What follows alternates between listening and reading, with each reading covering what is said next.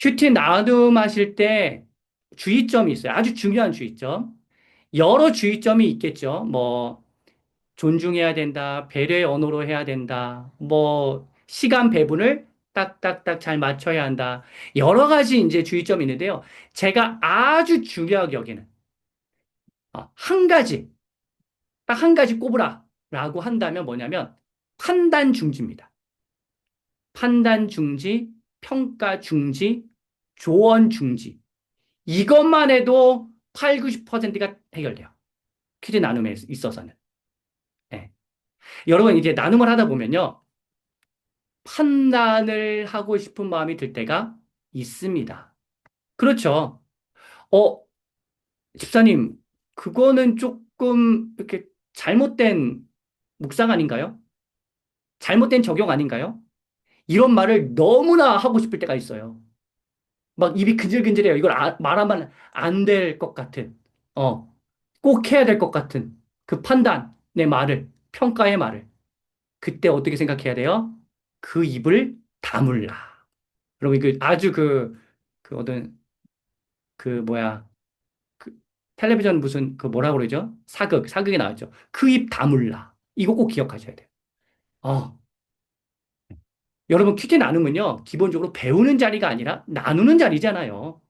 동등한 자리에서, 동등한 위치에서 서로 나누는 자리예요. 네. 정확하게 말하면 나눔을 통해서 배우는 자리이죠. 근데 일방적으로 막 위에서 아래로 이렇게 가르침을 전달하는 그런 자리가 아니잖아요. 그렇죠? 그렇기 때문에 뭔가 이렇게 평가의 말을 하고 싶다라도 그 입을 다무시고 이렇게 긍정적인 피드백을 많이 전해주셔야지만 그 나눔이 활성화됩니다. 나눔의 인도자 역시 교사가 아니라 사회자라고 인식하고 계셔야 돼요. 그러니까 가르치려듯이 이제 습관적으로 말하시는 분들이 있거든요. 그거는 굉장히 조심하셔야 하고요. 실제로 교육의 현장에서도 교사가 학생을 대할 때 틀리다 이런 표현 굉장히 주의합니다. 아, 그렇게 생각해 볼 수도 있겠구나라고 긍정적인 피드백을 해주죠. 어, 물론 이제 뭐 5 더하기 5는 11이다 이러면 이제 틀린 거지만, 어, 그런 거 아니고서는 그냥 최대한 존중하는 언어로 이제 하려고 교사들이 애를 많이 씁니다. 근데 이 큐티 나눔이잖아. 이거는 맞다 틀리다 듣고 싶겠습니까, 여러분? 그리고 여러분 지금 여기 계신 분들 성인이잖아요. 특별히 이제 성인의 경우에는요, 그 말은 더 싫어해요. 뭘 내가 여기서 평가받으려고 왔냐? 그럴 바에는 안 나온다 이렇게 하죠. 누가 거기 나오고 싶겠어요? 그렇죠? 그래서 긍정적인 피드백을 많이 해줘야 되고요. 근데 이제 이럴 수 있어요. 도저히 이건 이해가 안 된다. 그러니까 2단으로 빠진다면 그거는 좀 바라볼 필요가 있지만 그것이 아니라면 그냥 허용 범위 내에 있다면 내가 도저히 이제 수긍이 안 되더라도 그렇게 생각해 볼 수 있겠네요. 이렇게 얘기해 주시면 돼요. 일리가 있네요. 여러분, 그 공감이 그 말에 동의한다는 뜻은 아니에요. 그렇기 때문에 이렇게 공감의 언어로, 이해의 언어로 해주셔도 괜찮습니다. 여러분, 제가요, 예전에 글쓰기 훈련할 때였어요. 일주일 동안 한 주제에 대해서 써온 글을 낭독할 때 그 지도자, 그러니까 그때 뭐라고 주문했냐면 비평하거나 판단의 말을 하지 말래요. 그냥 우리와 같은 함성과 박수로 격려해 주래요. 그러면 글쓰기 실력이 는다는 거예요. 저는 의심했죠. 과연 늘까? 근데 실제로 글쓰기 실력이 향상되더라고요. 왜냐하면 잘 쓰는 줄 알고 계속 쓰는 거예요. 예. 근데 그러면서 스스로 부족한 부분을 발견하게 되고 그러면서 보완이 되는 거예요. 예. 여러분, 큐티 역시 글쓰기와 비슷하게 창의력이 발동되는 시간입니다. 신적 창의력이 발동하는 시간이에요. 근데 창의력을 위해서는요, 하고 싶은 마음이 계속 들게 해야지, 막 부정적인 피드백 지적해가지고 그게 의지가 꺾이게 해서는 안 돼요. 칭찬을 계속 해줘야 되는 거예요.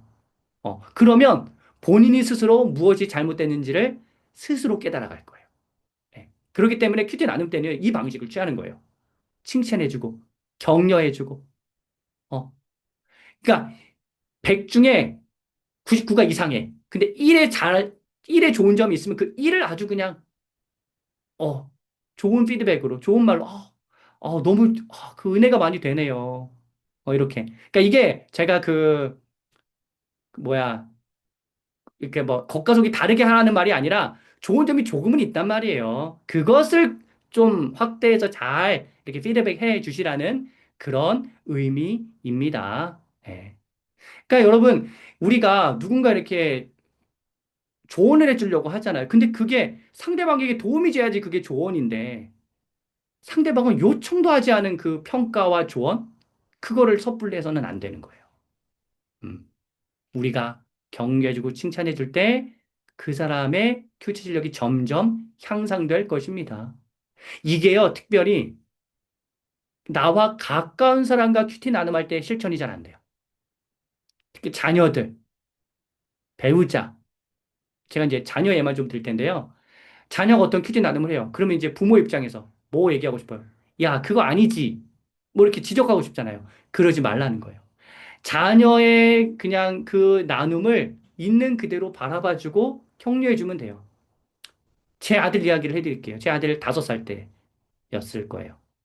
예배 시간에 이제 사도행전으로 이제 큐티를 하는데 유두고가 졸다가 떨어져 죽었다는 기사가 본문에 나왔는데 제 아들이 그러는 거예요. 이거는 죽은 것이 아니라 기절했다.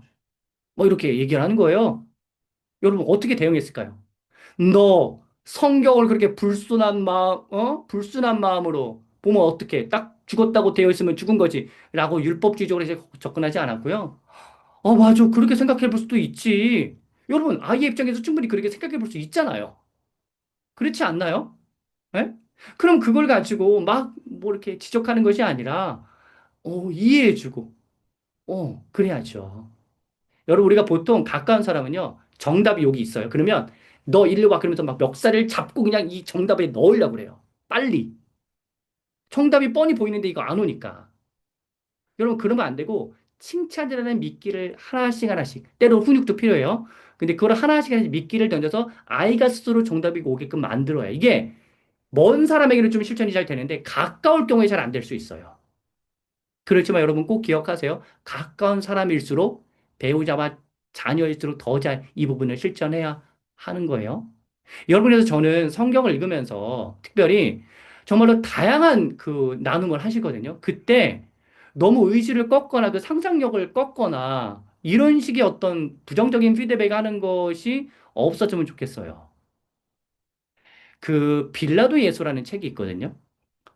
그 책에 보면 정말로 그 작가가 나름대로 어떤 생각한 어떤 복음서의 내용을 막 이렇게 기술합니다.